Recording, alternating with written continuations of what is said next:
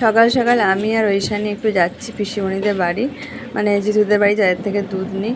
তো কিছু সবজির খোসা জমে গেছে আর পান্তা ভাত কিছুটা ছিল, তো ফেলে দেবো কেন, গরুর খাবার হয়ে যাবে, সেই জন্যই চলে গেলাম। আর এই রাস্তা দিয়ে আগে যে হেঁটে যেতাম, এখন বর্ষাকাল পড়েছে বলে এখানে দেখো ঘাসে ঢেকে গেছে পুরো রাস্তাটা। ভয়ও লাগছে, আমার জোকের ভয় লাগে খুব, কিংবা কোনো পোকামাকড় ঘাসের মধ্যে লুকিয়ে থাকতে পারে, সেই জন্য ঐশানিকে একটু কোলে নিয়ে আর হাঁটছি। এসে গেছি পিসিমণিদের বাড়ি, বেশি দূরে না, সামনে। আর ঐশানের তো খুব ভালো লাগে গরুকে খাবার দিতে, ও নিজে হাতে খাবার দিয়ে তবে বাড়ি যাবে, ও অন্য জায়গায় কোথাও রাখবে না, রাখার জায়গা থাকলেও রাখবে না, খাইয়ে তবে যাবে।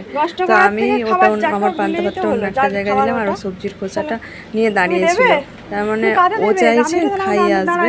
তো সেই জন্য আমি গরুর সামনে যে পাত্রটা ছিল সেটা দিলাম ওর সামনে, ও দিয়ে দিল, তারপর গরু খেলো। আর ওইখানে সেটা দেখে তবে গোয়াল ঘর থেকে বের হলো।